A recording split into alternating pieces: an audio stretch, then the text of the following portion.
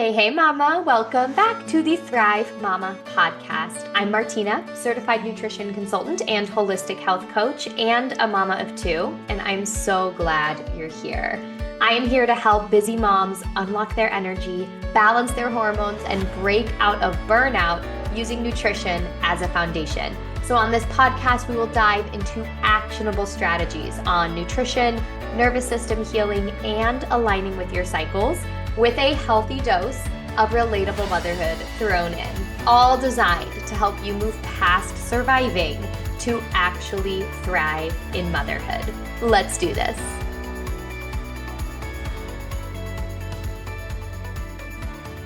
Does anyone out there feel like they know too many things to be doing for your health?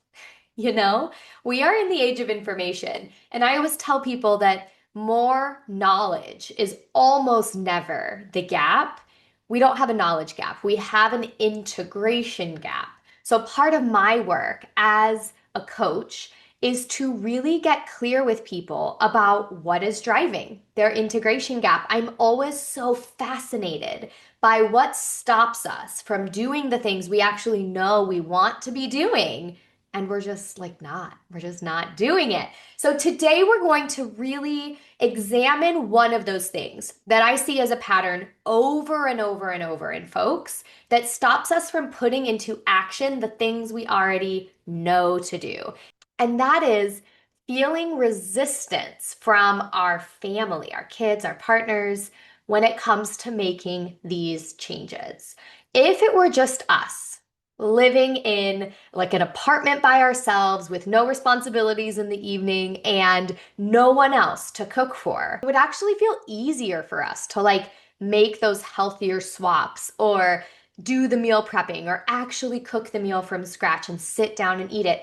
But when we are one piece in the overall family constellation, a lot of us feel hesitant to either go rogue and do our own thing or try to drag our family along kicking and screaming with the changes that we're trying to make. So today I really want to have a conversation about how do we start integrating healthy changes into our lives that we know we want to be doing when our family is not on board, when our partner's not interested, when our kids are really picky. How do we make that work? And I got to tell you, this was the first probably 7 years of my health and healing journey. And I really learned a lot of do's and don'ts when it comes to integrating healthy changes for yourself, but also rippling change out into your entire family. So here's what I need you all to hear today. You cannot control what other people put into their bodies or onto their plates.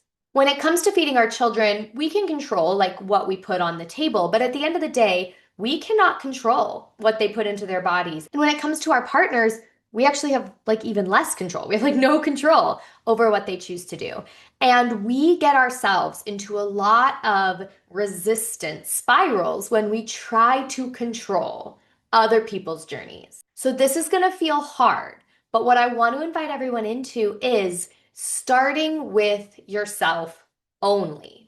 Only yourself. There will be time later, once these habits are integrated into your routine in a way that feels pretty sustainable, to start to extend them outwards. But when we are starting off, we are going to zoom in on our own plate and keep our focus there. Here's what that does for us. Number one, it actually keeps our energy inside of our sphere of control. We're not trying to waste our energy pulling people along who don't want to be pulled. Frees up a lot of energy and creates less resistance to our momentum. But the other thing that this does, even though it feels a bit counterintuitive, is it actually creates more inspiration for others to change when we stop trying so hard.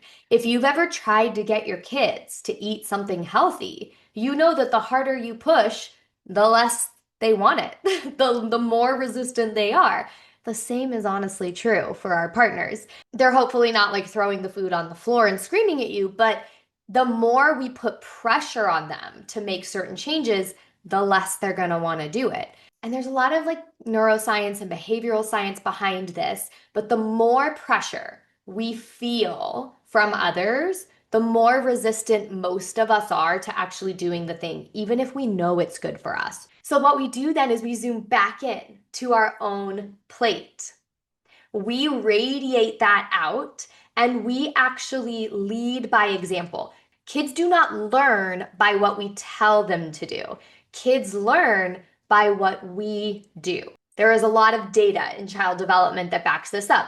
Kids do not learn by verbally telling. Kids learn by watching, observing, and mirroring what we do. So if we want to raise our children to be healthy and vibrant and like have a good relationship with their bodies and with food, that doesn't start by us preaching to them or like trying to control what's on their plate by making foods off limits and taking them out of the house. It actually starts with us just freaking doing it. It starts with us doing it for us and letting the impact of that ripple out in a way that feels more inspiring and less controlling. Yeah, do we like feel the difference in that? So I'm gonna get into like what that looks like because I can already hear our wheels turning like, cool, but I don't want to cook 2 dinners every freaking night. Heard. So we'll get into some specifics, but I really just want to orient us to this first. We're taking our eyes off of everyone else's plate, putting it back on our plate and our sphere of control. Yeah? Not because we don't care what they do. It's actually because we do care what they do. And we know that we can create more lasting change when we simply lead by example. And if we keep using them as an excuse for not integrating the things we know we should be doing, we're actually doing them a disservice as well. Because then they hear us telling everyone what to do or what they should be eating or what foods are bad, but they don't see us actually embodying it. And it creates like a disconnect, right?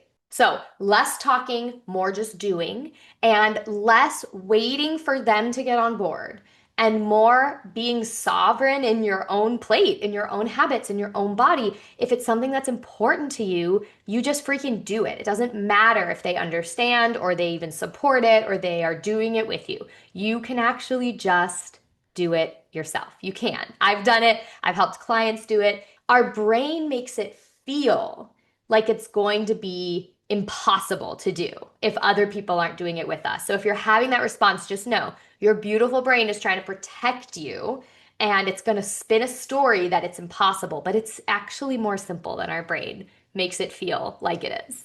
So let's get into some specifics here, some practical ways that this plays out. First of all, you as the parent do get to decide if there are like non-negotiable things that you want coming into your home or not.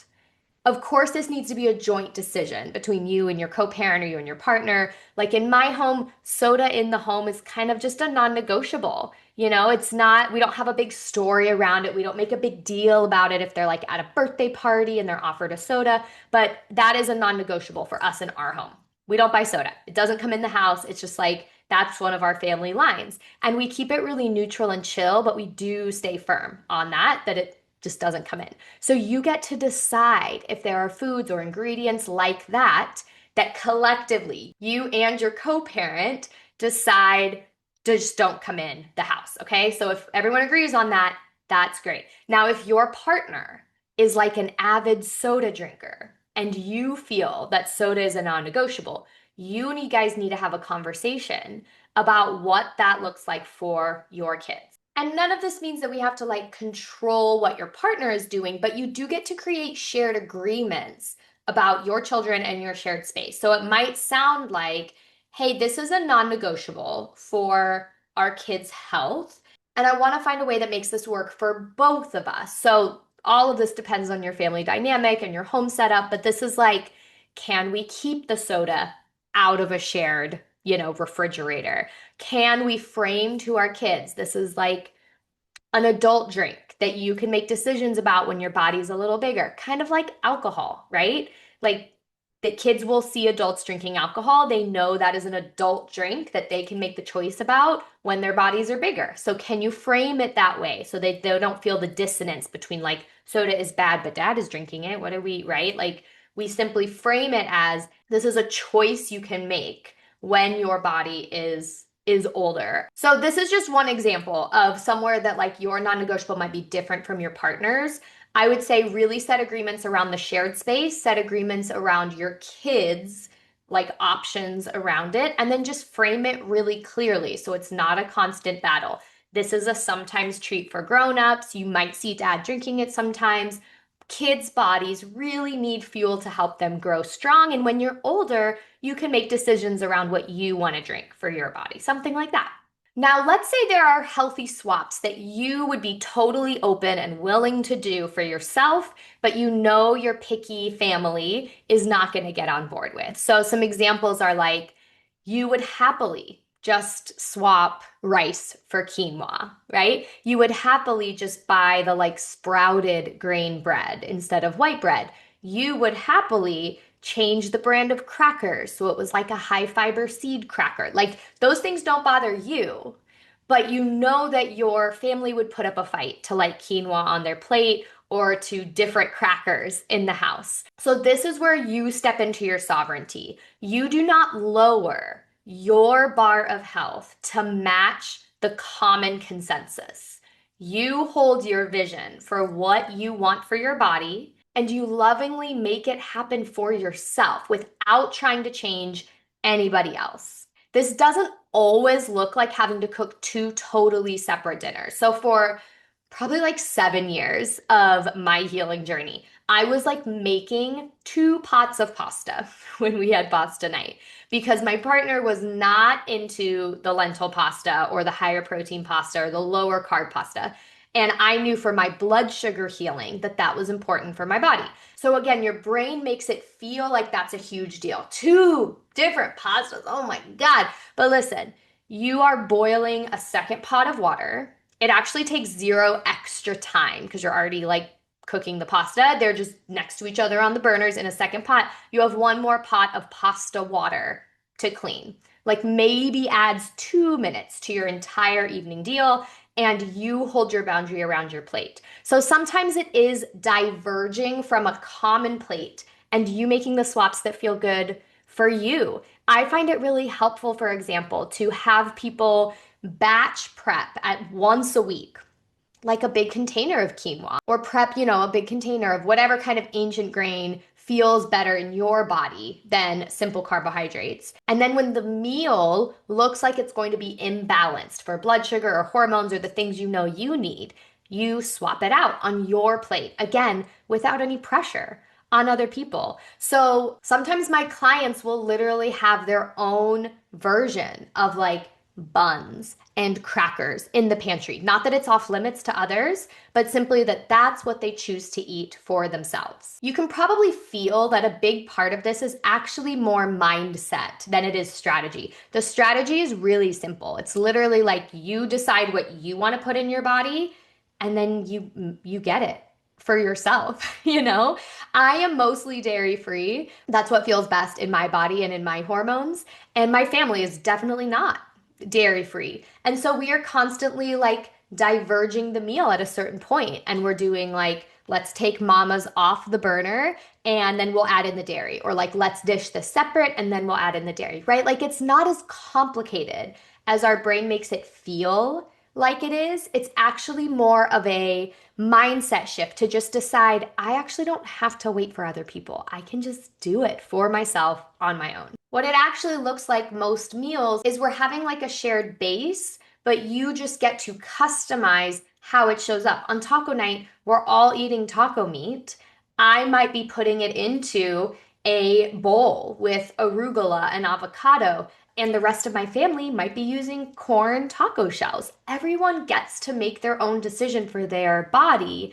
I am simply modeling what I know feels good for myself from a place of like love and nourishment and honestly joy to like give my body the fuel that it needs. Another really helpful piece of this, especially if rippling out change into your family is actually a goal of yours, is to clue people in, like loop them into why you're doing what you're doing, not from a place of preaching or pressure, but simply like constant kind of education. This is what I do with my kids all the time is my plate might look different from theirs because I've added these other things or they've opted out of certain things, and I'll simply say, I love adding avocado to this because it actually helps my body stay steady after the meal and not get super tired. And I don't want to be super tired. And I'll just say that and then we'll move on. Or I'll say, yeah, cheese doesn't feel very good in my stomach. So I'm choosing to leave it off because I want my body to feel good. It's like that's simple. And we're planting seeds of, oh, listening to our body, caring about our body, pouring into our body, but we're not pressuring others. We're simply observing what we're doing and explaining why from like a really neutral place, okay? Making sure we stay away from like good and bad foods. I try not to even use the words healthy and unhealthy. I think those can still hold some morality to them, but we're using words like makes me feel good, makes me feel energized, makes me feel sleepy, makes my tummy hurt, right? And my kids are really young, so we're keeping it super simple. If your kids are older, you can start getting into the mechanics of like how it's working in your body, and creating that foundation of understanding could be super valuable. But again, not from a place of pressure, simply from a place of like neutral observation, right? Is actually much more likely to land in their systems and in their understandings. And you'll be shocked a year from now, 2 years, 10 years from now, what they've remembered and retained, what they lean towards. Like it's all planting seeds. Now, I want to talk about one more piece of this, which is using our family's habits, especially our partners. I know we do this, using our partner's habits as sort of our excuse for self-sabotage. So this is like blaming our partner for like bringing the thing into the house, or like our partner really wanted that thing for dinner and now I guess I'm gonna feel like crap tomorrow because now it's here. You know, you made popcorn, or like you wanted pizza or whatever it is. And we start to feel resentment towards them, but also resentment towards ourselves because once again, we're not doing the thing we know we want to be doing, right? So, this is a really common example of giving away our power to other people. This has nothing to do with willpower and everything to do with like sovereign power. Okay. Willpower, I see as like forcing yourself to do something you don't want to do, is kind of how I see willpower. And some people are able to do that short term, but most people are going to burn through the willpower reserves really fast. We cannot make change on willpower, like ever.